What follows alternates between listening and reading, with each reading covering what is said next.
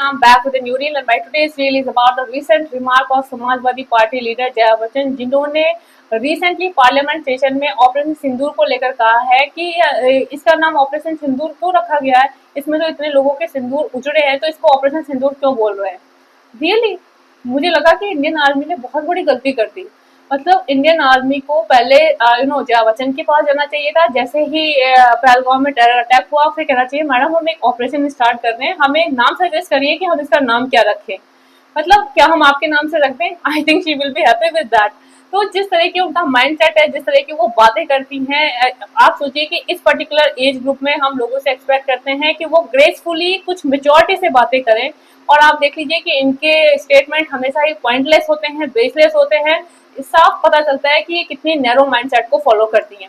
उसी तरह से ये पब्लिकली आके बातें करती है। वहीं आप देख लीजिए कि इनकी डॉटर इन लॉ ने कांस फिल्म फेस्टिवल में जो उन्होंने अटायर पहना था उसके साथ सिंदूर कैरी करा था, जस्ट टू शो ऑपरेशन सिंदूर की किस तरह से इंडियंस ऑपरेशन सिंदूर को सपोर्ट कर रहे हैं। पूरा कंट्री किस तरह से इस ऑपरेशन को लेकर सीरियस है, कितना इमोशंस है लोगों के इसको लेकर, और उन्होंने उसके चलते ही वहां पर उस अपने अटायर के साथ सिंदूर कैरी करा था। वहीं उनकी मदर इन लॉ इस तरह की स्टेटमेंट दे रही है, बकवास बातें कर रही है, पॉइंटलेस बातें कर रही है। कोई पब्लिक उनसे पूछ ले कि उनका नाम जया क्यों रखा, हम उनको अलग नाम भी सजेस्ट कर सकते थे, या कल को वही पूछ ले कि इंडिया का नाम भारत का नाम भारत क्यों है, कुछ और नाम क्यों नहीं रख लेते। मतलब कितना फनी बात है, कितनी इमेच्योर बात है कि आप क्या बात कर रहे हैं, कितनी पॉइंटलेस बातें कर रहे हैं। आप थोड़ा लॉजिक लाइए अपनी बातों में, आप पब्लिक स्टेटमेंट देते हैं, उल्टी सीधी बकवास करते हैं। आप देख लीजिए कि जो उनका एरोगेंस है, जो एटीट्यूड है, इतना नेगेटिव हो चुका है, इससे साफ पता चलता है कि वो कितना कितना उनका नैरो माइंडसेट है, जिसके बेसिस पे आके वो स्टेटमेंट देती रहती हैं।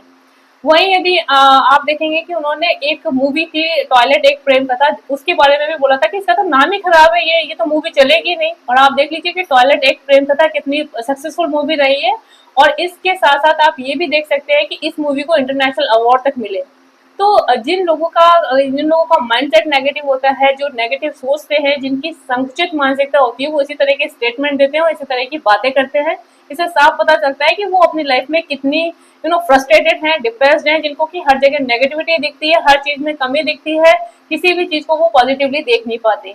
So it's really very important for such people, जो कि हर जगह नेगेटिविटी देखते हैं, उल्टी सीधी बकवास करते हैं, पॉइंटलेस बातें करते हैं, नेशनल इंटरेस्ट की चीजों में भी इस तरह के स्टेटमेंट देते हैं।